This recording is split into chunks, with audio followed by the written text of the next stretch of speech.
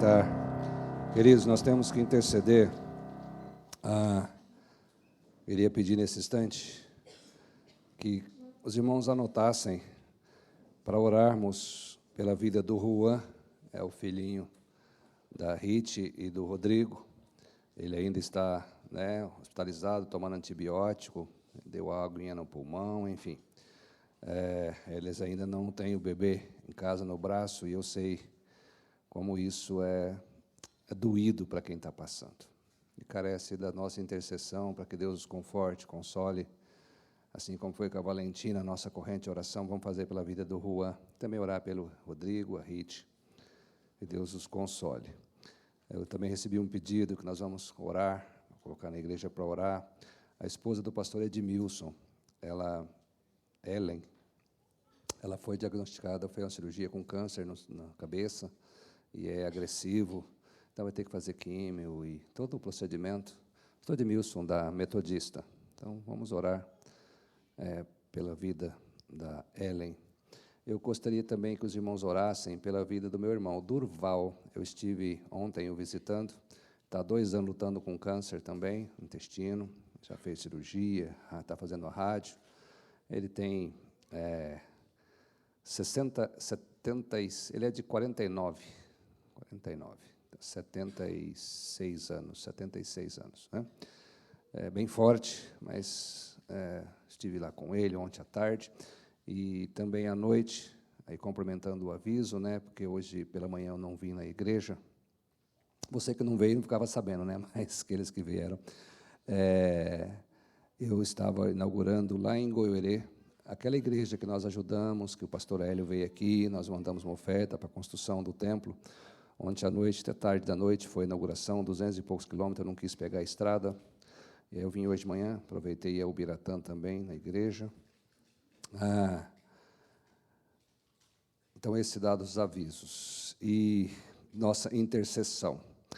Nós temos aqui também hoje, visitante pela primeira vez, eu creio que é nosso irmão Heraldo. Não é a primeira vez aqui, não? Pelo menos que eu teve, não, né? Não, já veio aqui. Já veio. É assim, é que eu não venho muito na igreja, irmão Heraldo. E aí, quando as pessoas vêm, eu não estou, aí eu falo que é a primeira vez. Mas aqui eu creio que a igreja sempre é bom conhecê-lo. Nosso irmão foi recebido junto com, vamos ver se a minha memória voltou, né? Laodiceia, a Daniele e a Micaeli. Muito bem. Fique em pé, irmão, só para que aqueles que ainda não viram a sua beleza, é um irmão jovem, né? Irmão querido, mora ali na região de... eu estava em Juranda, Jandaia. Eu estava em Juranda, Jandaia, que é as duas coisas, né? Aqui é Jandaia. Deus os abençoe. Nos alegrar, então, aí com a chegada da Raíssa, né? Nosso irmão, os irmãos também lá perto de Jandaia, o Juan, que nós já falamos, a Maria Júlia, que é a netinha da Elisângela. Oh, Jesus, está bem? Eu fui me gabar da minha memória voltando e ela já piorou de novo. A netinha da Elisângela, a Maria Júlia, nasceu no mesmo dia do meu neto, né, o nosso neto. Eu sou vô, mudou meu nome agora, né? Agora já sou vovô, pode chamar vovô. Não acho ruim, não. Tem gente que acha ruim. Nossa, amei isso. Amei. A gente viajando de Ibiratã para cá, 200 e poucos quilômetros, querendo chegar logo para ver quem? Nem mais os filhos, a mulher. Eu queria ver meu neto. Daqui a pouco minha filha vai achar, pai, eu sou tua filha, pai. Eu queria agradecer de coração, gente. Quem honra, honra. Tem certos gestos que marcam a gente. Todos os gestos marcam, mas tem alguns que eles são mais impactantes. Então, pastor Caio, vem para cá já para não enrolar muito, que eu sei que vai pregar, né? Você está bem? Sarou? Então, tá bom. Em nome da Junta Diaconal, eu recebi essa semana, a Marissa ainda não havia chegado com o Matias, e representando a Junta Diaconal, o nosso irmão, representando a ele mesmo, mas como ele é um diácono, eu tenho que falar que é em nome da Junta Diaconal. Ele chegou com um gesto assim que me comoveu muito. Ele tocou o interfone. Aí eu estava longe, ele insistiu, eu abri, ele disse, pastor, eu não vou entrar, não quero incomodar aquele jeitinho do nosso irmão diácono dali. Não quero incomodar, mas eu trouxe algo muito simples para o Matias. E aí, se ele não usar, tudo bem, pode passar para outro, não tem problema. E ele deixou, deu um abraço e saiu correndo. Meu diácono, Deus abençoe, o Matias está usando. Tá? Não saiu ali não, mas a igreja vai ver no WhatsApp. Olha lá, ó. Junto com o pai. Deus abençoe. Pastor Caio não ficou muito feliz, mas vamos ouvir a mensagem que nos trará felicidade. Senhor, nós te louvamos pelas bênçãos, também pelas lutas que enfrentamos, esses nomes que colocamos em tuas mãos, louvando pela chegada dos bebês e também intercedendo pela vida do Juan, da Ellen, do meu irmão Durval e outros que carecem das nossas orações, que o Senhor os conforte. Como também pedimos nesse instante pela vida do pastor Caio, que traga a sua palavra aos nossos corações, em nome de Jesus. Amém.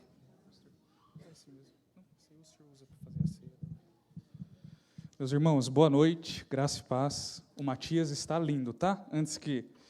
É ceia, né? A gente tem que amar uns aos outros, está lindo. Não, mas também, está lindo. De parabéns, menino muito bonito. Graças a Deus. Quando eu tiver o meu, vai ser do Corinthians, né? Se Deus quiser. Quero ver se vai passar. Irmãos, muito bem. Filipenses capítulo 2. Vamos lá. Versículos 12 a 18. Hoje de manhã eu não pude vir também. Eu achei que eu ia parir. Não é mulher que pare, né? Mas eu achei que eu ia parir, de tanta cólica. Mas passou, graças a Deus. Alguma costelinha que eu comi ontem, não sei. Costelinha, uns 5 quilos de costela que a gente comeu, né? Aí não quer passar mal? Muito bem. Vamos lá, irmãos. Filipenses capítulo 2, versos 12 a 18. Palavra de Deus. Nós estamos aí na série de Filipenses. Vamos a esses textos bíblicos que diz assim, meus irmãos. Assim, pois, amados meus, como sempre obedecestes, não só na minha presença, porém muito mais agora na minha ausência, desenvolvei a vossa salvação com temor e tremor. Porque Deus é quem efetua em vós tanto querer como realizar segundo a sua boa vontade. Fazei tudo sem murmurações nem contendas, para que vos torneis irrepreensíveis e sinceros diante de Deus, inculpáveis no meio de uma geração pervertida e corrupta, na qual resplandeceis como luzeiros no mundo, preservando a palavra da vida, para que no dia de Cristo eu me glorie de que não corri em vão, nem me esforcei inutilmente. Entretanto, mesmo que eu seja oferecido por libação sobre o sacrifício e serviço da vossa fé, alegro-me e com todos vós me congratulo. Assim vós também, pela mesma razão, alegrai-vos e congratulai-vos comigo. Amém, meus irmãos.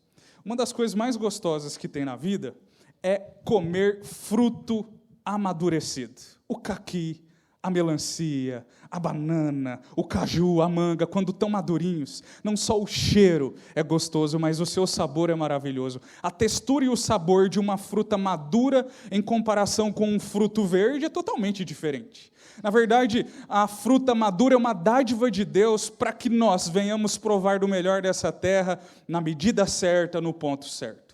E por falar em maturidade, a maturidade espiritual também é uma bênção concedida pelo Senhor para o seu povo. Quando Ele nos permite que alcancemos a maturidade cristã, esta maturidade que é concedida pelo Senhor, trata-se de um bom presente da parte de Deus. De maneira individual, Ele faz com que provemos desse amadurecimento para que coletivamente o corpo de Cristo possa usufruir desse amadurecer que cada crente prova ao longo da sua caminhada. E quando Paulo se dirige à igreja de Filipos, ele está exortando os irmãos daquela comunidade a exercitarem a boa fé, para que eles pudessem então alcançar o crescimento e assim pudessem amadurecer. O texto bíblico de hoje vai nos ajudar, meus irmãos, a assumirmos a responsabilidade diante do Senhor e uns dos outros, para que venhamos também provar desse amadurecimento. Por isso, quando nós olhamos para esse texto aqui, nós podemos afirmar que os salvos devem amadurecer para iluminar no mundo. É sobre isso que a gente vai falar. Os salvos devem amadurecer para iluminar no mundo. E diante dessa verdade nós questionamos, Mas como que esse processo acontece na vida daquele que é salvo por Jesus? Como que o salvo em Cristo Jesus amadurece? Como que é esse processo? 2 coisas eu quero destacar, tá certo? Primeiro, os cristãos amadurecem na dependência de Deus, versos 12 e 13. Diz o texto bíblico: assim, pois, amados meus, como sempre obedecestes, não só na minha presença, porém muito mais agora na minha ausência, desenvolvei a vossa salvação com temor e tremor. Porque Deus é quem efetua em vós tanto querer como realizar, segundo a sua boa vontade. O apóstolo tem um chamado à responsabilidade para os cristãos. Ele diz: desenvolvam a vossa salvação com temor e tremor. É importante fazer uma pequena pausa aqui, irmãos, para que não interpretemos esse texto de uma maneira equivocada. Alguns, equivocadamente, interpretam esse texto pensando que Paulo está dizendo assim: trabalhem para que vocês conquistem a salvação. E também trabalhem para que, conquistando essa salvação, vocês não possam perdê-la. No entanto, isso não é possível, porque o mesmo apóstolo, em Efésios capítulo 2, versos 8 e 9, nos afirma que a salvação é pela graça, por meio da fé, não é por obras, é pela graça de Deus. Logo, meus irmãos, eu e você, todos aqueles que fazem parte do corpo de Cristo, não puderam, quando experimentaram da salvação, abrir o seu próprio caminho. Não foi pela força do nosso braço, pelas nossas ações, tampouco pelo conhecimento que temos, ou a influência entre as pessoas, que o caminho da salvação se abriu para nós. Na verdade, a salvação nos foi concedida como um dom irrevogável de Deus. E é a despeito desse dom irrevogável que Paulo olha para os crentes de Filipos e para nós e nos diz: desenvolva a vossa salvação.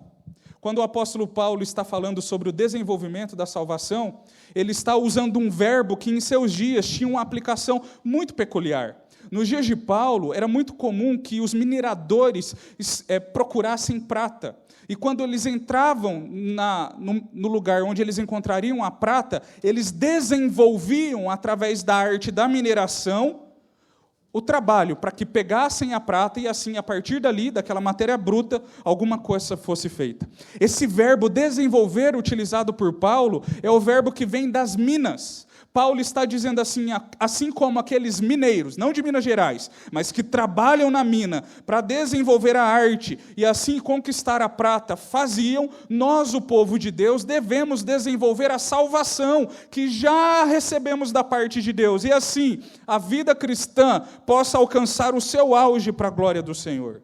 Veja, o apóstolo está nos conclamando, irmãos, a agirmos dessa maneira. Assim como aquelas pessoas entravam na mina e trabalhavam em busca de prata e se esforçavam para que a prata que ali já existia pudesse ser conquistada, nós, que já conquistamos a salvação pela graça de Cristo, devemos, como essas pessoas, trabalhar para que essa mesma salvação se desenvolva ao longo da vida cristã.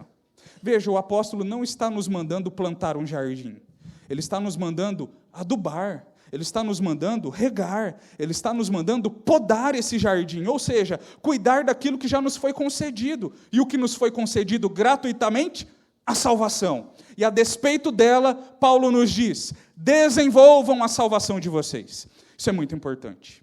Paulo não diz: uma vez que vocês foram salvos, cruzem os braços, se aposentem da fé. Esperem agora as dádivas de Deus, porque agora é só alegria, é só benção, é só coisa boa. Paulo não tem essa instrução para os crentes. Pelo contrário, ele diz para todo o povo de Deus: a despeito desse presente maravilhoso que vocês receberam, agora respondam em graça. E de que maneira nós devemos responder? Desenvolvendo, irmãos, a nossa salvação.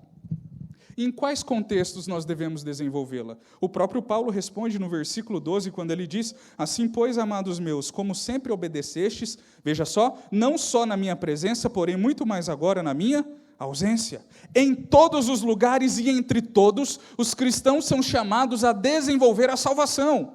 É na igreja, no serviço cristão, mas também no trabalho secular. É na igreja, na comunhão dos santos, mas também na escola ou na universidade. É na igreja quando nos reunimos, mas também próximo aos nossos vizinhos. Onde quer que o cristão esteja, Paulo diz: desenvolvam a salvação de vocês. E como nós devemos desenvolver essa salvação? O mesmo apóstolo complementa no versículo 12, dizendo que nós devemos desenvolvê-la não de qualquer maneira, mas com temor e tremor. Veja, desenvolver a salvação diante de Deus não trata-se de uma simples tarefa, de uma tarefa comum que nós podemos, hora ou outra, até mesmo desprezá-la por sua simplicidade. Pelo contrário, Paulo diz, uma vez que vocês foram salvos em Cristo Jesus, agora possuem da parte dele uma grande responsabilidade. E qual é ela? Desenvolver a salvação. Façam isso com reverência, façam isso com dedicação e com boa vontade. Por isso, irmãos, devemos fazer bom uso das ferramentas que Deus nos dá para que essa salvação seja desenvolvida. Devemos usar de maneira sábia a Bíblia que o Senhor nos deu. Devemos, de maneira sábia, valorizar a igreja local, participando dela e se doando por ela. Devemos também valorizar o cuidado pastoral que Deus nos concede, a comunhão do povo do Senhor. Todas essas ferramentas são da parte de Deus um caminho e alternativas para que nós, através delas, desenvolvamos a salvação. Do menor ao maior na nossa igreja, são assistidos de uma maneira muito peculiar em suas idades, para que da criança ao idoso, todos os nossos irmãos sejam desenvolvidos na sua salvação. Alguém, de repente, desanimado consigo mesmo, frente ao trabalho cristão, outras pessoas até mesmo desanimadas com a igreja local por alguma coisa que aconteceu lá atrás, no passado distante, ou algo recente, podem perguntar, mas por que eu, neste cenário, devo me preocupar em desenvolver a minha salvação? A resposta está no versículo 13. Paulo diz, porque Deus está operando em nós e por nós. Ele nos concede tanto desejo, por isso ele diz o querer e também a capacidade para fazê-lo, o realizar. Veja, irmãos, Paulo diz, porque Deus é quem efetua em cada um de vocês tanto o querer como o realizar. Aqui há algo extraordinário. Deus nos deu a salvação gratuitamente, e a despeito dessa salvação, ele diz, agora trabalhem para que ela seja desenvolvida. Mas esse desenvolver da salvação só é possível porque, em primeiro lugar, Deus é quem opera em nós mesmos o querer e o realizar. Nós só servimos a Deus porque Deus colocou no nosso coração o desejo de fazê-lo. E nós só fazemos o que fazemos porque Deus nos capacitou para que pudéssemos fazer. Veja, irmãos, é Ele quem efetua em nós tanto uma coisa quanto outra, para que a sua vontade, no versículo 13, seja experimentada. E este é o mistério da vida cristã, tá? Nós lutamos, nós nos esforçamos, nós buscamos, nós trabalhamos, nós desenvolvemos, nós evangelizamos, nós aconselhamos, nós oramos, nós choramos, nós investimos, nós fazemos tudo o que é possível, mas no final nós afirmamos, foi Deus quem fez tudo. Como o apóstolo Paulo mesmo diz, em 1 Coríntios capítulo 15, versos 9 e 10. No 9, ele diz, olha, eu não sou digno nem mesmo de ser chamado apóstolo, porque eu persegui a igreja de Deus. Aí no versículo 10 do capítulo 15 de 1 Coríntios, ele diz, mas a graça de Deus, pela graça de Deus, eu sou o que sou. Veja, irmãos, nós não merecíamos a salvação. Nós não merecíamos ser chamados filhos de Deus e nem trabalhar para Ele no reino, mas pela graça de Deus somos o que somos. Fazemos, nos esforçamos, mas no final do evento, no final da costelada, todos dizem, foi Deus quem fez. Essa é a maravilha da vida cristã, esse é um mistério profundo. E ainda assim, Deus nos chama a participar dele, para que venhamos desenvolver a nossa salvação. Não se esqueça, tá? Os salvos em Cristo Jesus devem amadurecer para iluminar o mundo. Como que eles fazem isso? Em primeiro lugar, nós já vimos que o cristão, ele amadurece na dependência de Deus. Em segundo lugar, cristãos já amadurecidos iluminam o mundo escuro e se sacrificam uns pelos outros com alegria. Versículos 14 a 18, o apóstolo Paulo vai nos mostrar essa realidade. Veja só, qual era a maior necessidade da igreja de Filipos nos dias de Paulo? Seria uma resistência ao Império Romano? Seria uma resposta política e prática àquele império maldoso? Seria uma tarefa de assistencialismo para aqueles que necessitavam? Na verdade, o apóstolo responde que a maior necessidade do povo de Deus naquele instante era que eles deveriam brilhar para a glória de Deus, e essa luz deveria brilhar na vida de cada cristão que fazia parte da comunidade de Filipos. E hoje, irmãos, qual que é a maior necessidade da sua vida? Qual que é a maior necessidade da sua família? Qual que é a maior necessidade para a nossa cidade? E para os seus relacionamentos? E para o nosso Brasil? Seria a saúde? A educação? A preservação do meio ambiente? Uma resposta social a todos os grupos que necessitam? Embora esses temas tenham o seu lugar e a sua importância na vida cristã, a resposta que o Evangelho nos dá é que todas as necessidades são respondidas a partir do seguinte argumento: é preciso que a luz seja acesa, e assim, meus irmãos, a glória de Cristo brilhe em nós e através de nós. É preciso que a luz do Evangelho brilhe lá dentro de casa, lá no trabalho, entre os nossos amigos e companheiros, também brilha em nossa cidade e no nosso país. Segundo o apóstolo, nós devemos, meus irmãos, não nos entregar a murmurações e contendas, versículo 14. Façam tudo, esse desenvolvimento da salvação de vocês, sem murmuração e contenda, que ele tem em mente o cenário do povo de Deus que peregrinava no deserto rumo à terra prometida. E o cenário era de muita murmuração e de muita contenda. Paulo diz, não é por esse caminho que nós devemos trilhar nesse amadurecimento da fé. O povo de Deus, uma vez que provou do amadurecimento, eles devem agora iluminar o mundo escuro. E o mundo escuro murmura, o mundo escuro briga, e nós, os cristãos, não podemos agir assim. Neste mesmo cenário, no versículo 15, o apóstolo tem uma justificativa para isso. Ele diz, vocês devem agir assim para que vos torneis irrepreensíveis e sinceros filhos de Deus, inculpáveis no meio de uma geração pervertida e corrupta. Aqui está um elemento muito importante a ser considerado, meus irmãos. Por que nós devemos ser diferentes no modo como vivemos nesse mundo, nos contextos onde estamos inseridos? Porque Paulo nos lembra que o mundo da época de Filipos e o nosso também é um mundo pervertido e corrupto.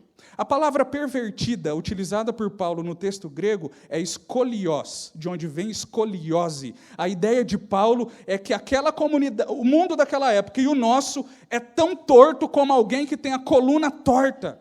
É um mundo corrupto, é um mundo distorcido, é um mundo que não anda na retidão. E nesse mundo corrupto, distorcido, com escoliose, qual é o remédio?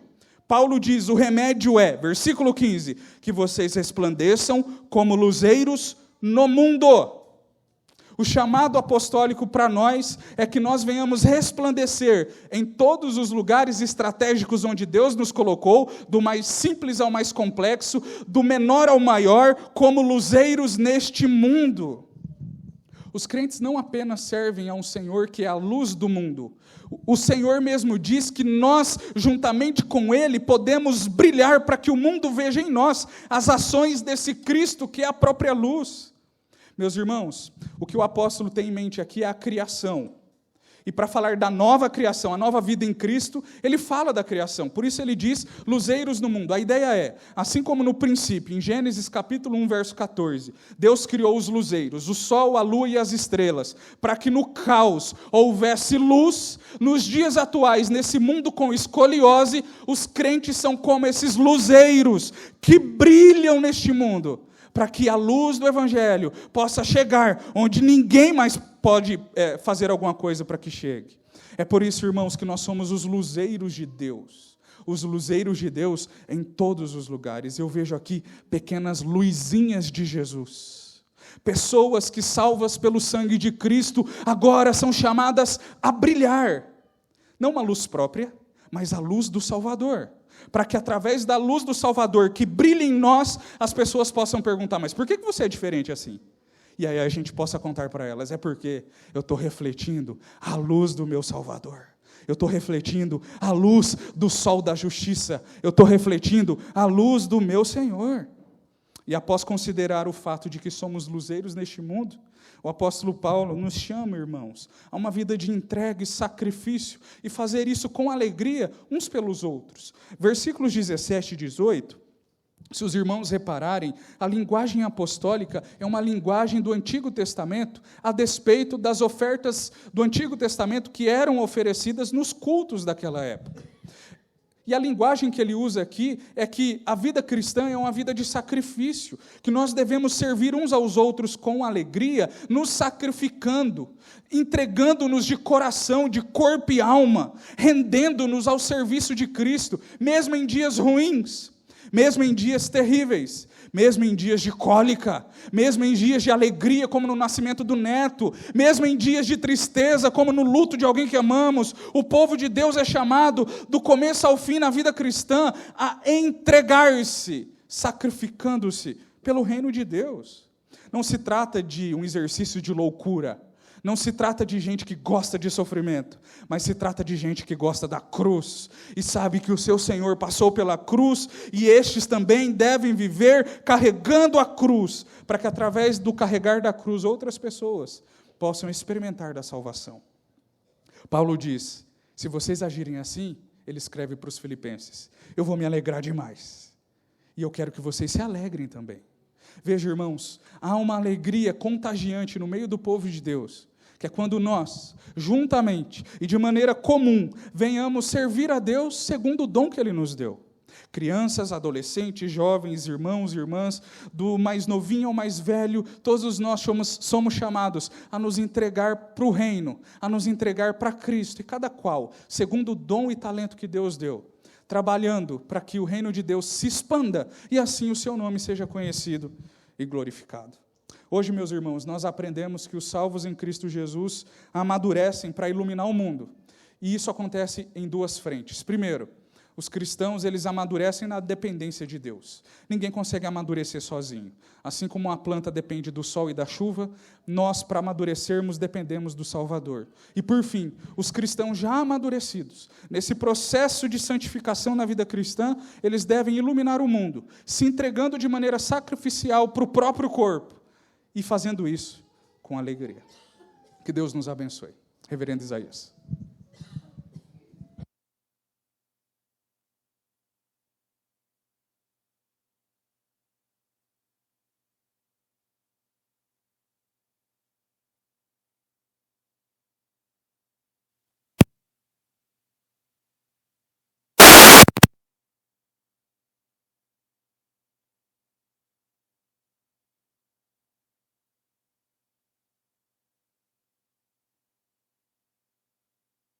Isso aí é para quem está dormindo acordar. Se a mensagem não foi impactante, nova técnica do nosso som, maestro do som. Acorda, que ainda é tempo. Jesus Cristo, na última Páscoa que ele participou, ele a transformou na ceia do Senhor. Era a festa da Páscoa, a libertação do Egito, e vem os presbíteros à frente, pastor Caio, todos os presbíteros presentes.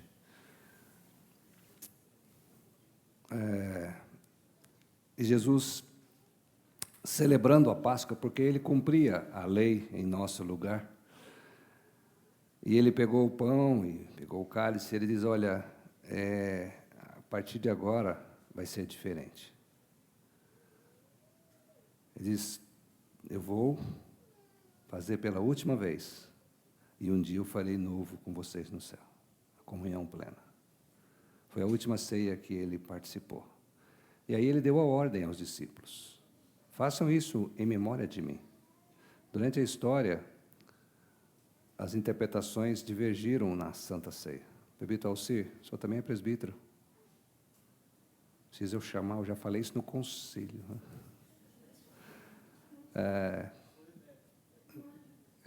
Antes do emérito tem um chamado presbítero. Desculpa a dura que tinha que ter vindo. Quer platicar para completar o quarteto, presbítero? Ou pastor Caio, por favor. Está faltando um presbítero aqui. Quem que está faltando hoje? Presbítero Lorival. Espero que ele esteja bem. Não nos comunicou. Ele está por aí? Está viajando? Então está certo. Como eu estava dizendo, houve muita interpretação, algumas interpretações, que a Santa Ceia é apenas uma lembrança do que Jesus fez. Não apenas um símbolo, nada mais. Outros até vão além, ao consagrar, falam, não, isso aqui é um verdadeiro sangue, verdadeira carne de Cristo. Nenhum nem outro. Quando ele representa o símbolo, assim como a água no batismo, os elementos representam a presença de Cristo, o corpo de Cristo. É Cristo conosco. Quando nós comemos o pão, bebemos o cálice, nós estamos anunciando o que Jesus fez e dizendo, olha, eu faço parte dessa conquista. Eu faço parte dessa família. Eu estou em comunhão. E o apóstolo Paulo dizendo aí a instrução de como participar para a igreja, veio o apóstolo Paulo aos Coríntios. Porque eles levavam a ceia como uma refeição, aquela festa, como aqueles que nós fazemos. Aliás, precisamos fazer novamente na associação, né? O nosso almoço. E aí uns levavam picanha, outros levavam pescoço de galinha, e aí outros não levavam nada, e havia maior confusão. Aí Paulo disse, não, vocês estão fazendo tudo errado, a ceia é diferente. E aí ele cita o que Jesus fez. Na noite que ele foi traído, ele tomou o pão e disse, esse é o meu corpo que é dado por vós. E esse é o cálice da nova aliança, não mais da lei, da graça. Porque quando você come o pão, você faz em memória de Jesus. Quando você bebe o cálice, você anuncia a morte dele até que ele venha. E todas as vezes, uma vez por mês, todo primeiro domingo, com a graça de Deus, nós fazemos, algumas exceções. Nós fazemos isso anunciando a morte de Jesus, mas que ele está vivo. E ele, pela fé, ele participa conosco. A presença real, é assim que nós cremos. E aí a Bíblia chega, fala assim, não examina a vida do teu irmão, não. Examina a sua vida. Se você examinou se está em pecado, você tem duas opções. A primeira, não participar da ceia e dizer, Jesus, não quero teu perdão, vou ficar assim mesmo. Ou a segunda, Jesus, eu quero que o Senhor me perdoa, e eu vou participar da ceia e vou abandonar o pecado. É essa atitude que a Bíblia espera daqueles que estão em pecado. Mais uma vez, examine seu coração, peça ao Senhor perdão e a alegria de participarmos da Santa Ceia.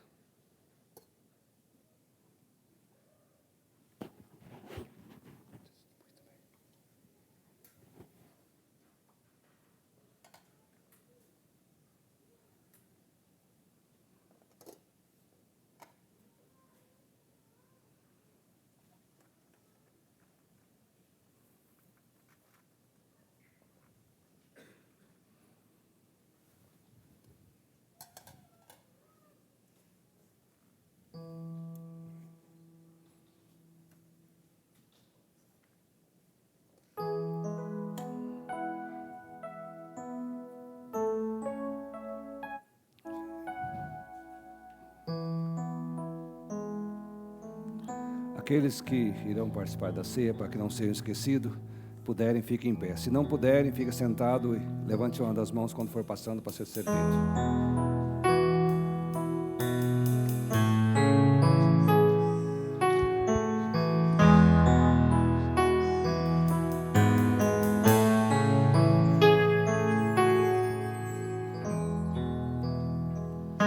Este é o meu respirar.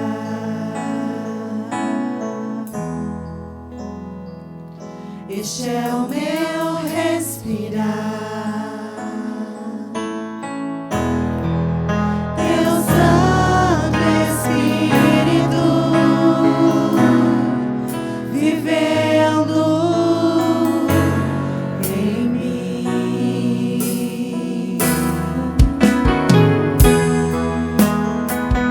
E este é o meu pão.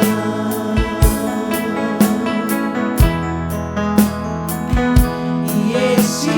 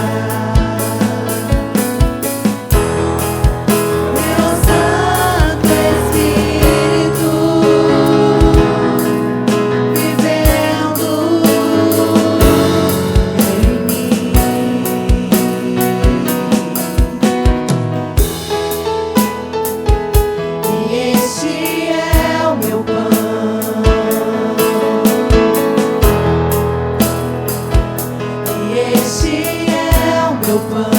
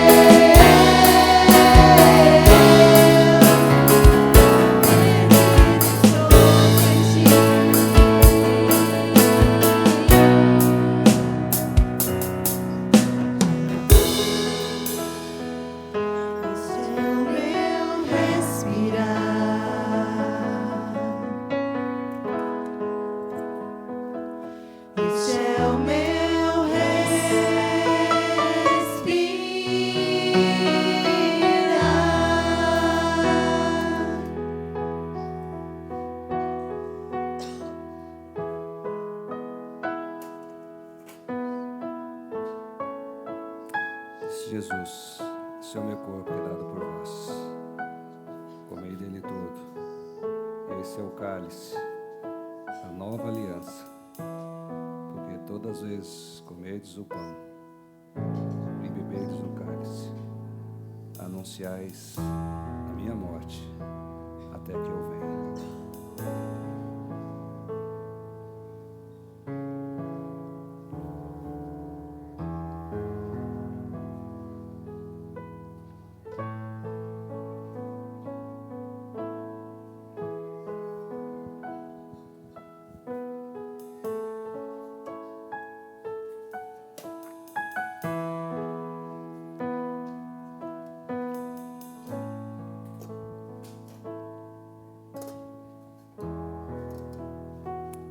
Alguém ficou sem ser servido? Irmãos, a Bíblia diz que após eles participarem daquele momento sublime com Jesus, eles cantaram um hino. E Jesus estava se preparando para a crucificação. E cabe a nós agora fazer esse exercício espiritual. A alegria que será chegando todo mundo lá, aquele que Jesus deu a vida, a gente fazendo isso no céu e não precisa se separar mais. Agora cada um vai para casa, vai seguir a vida, mas lá vão estar os nossos entes queridos que partiram em Cristo. Nem olhos viram, nem ouvidos ouviram, mas essa é a nossa esperança. Essa é a nossa convicção. Isso aqui passa muito rápido, muito rápido. Hoje pela manhã eu estava lá onde eu nasci, cresci. E aí eu sentei lá um pouquinho olhando aquele monte de pedra que a gente sentava em cima para atacar em passarinho, e plantar ao lado daqueles montes de pedra que ainda estão lá, feito com as mãos. Eu disse, eu estou indo para Mandaguari. Eu não podia deixar de pensar, eu falei assim, eu já sou avô, estou velho. Mas eu falei isso com alegria. Aí meu irmão que estava do lado, ele falou assim, você tem saudade, quer voltar? Eu falei, de jeito nenhum. Eu agradeço a Deus essas memórias, porque a nossa caminhada é para lá. Retroceder jamais. Nossa caminhada da fé, ela vai. Paulo dizia isso, morrer é lucro. Mas vivamos Cristo. Amém?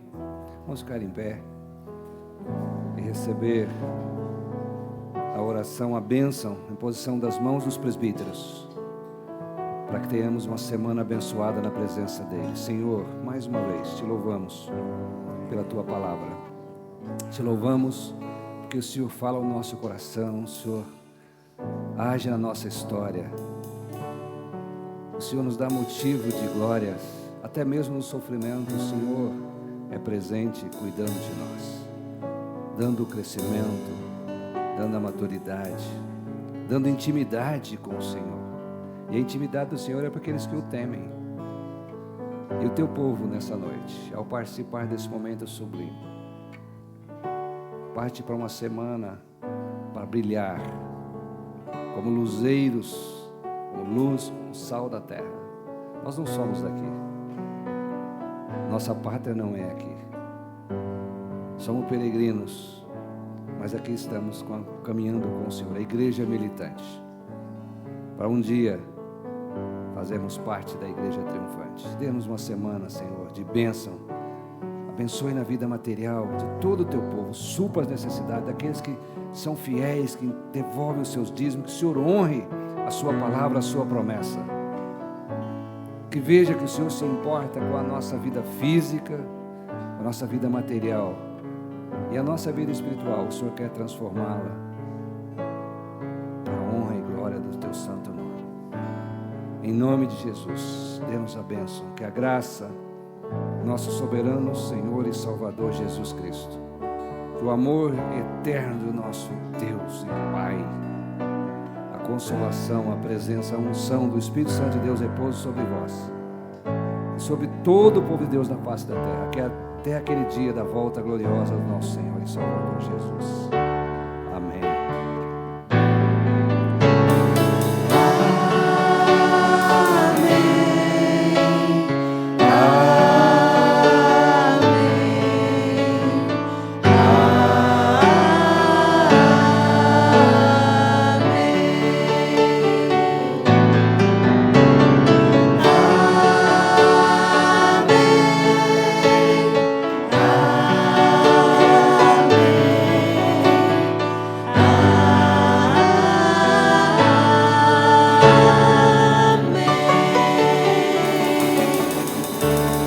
Não vai embora sem cumprimentar pelo menos 5 pessoas aí, hein?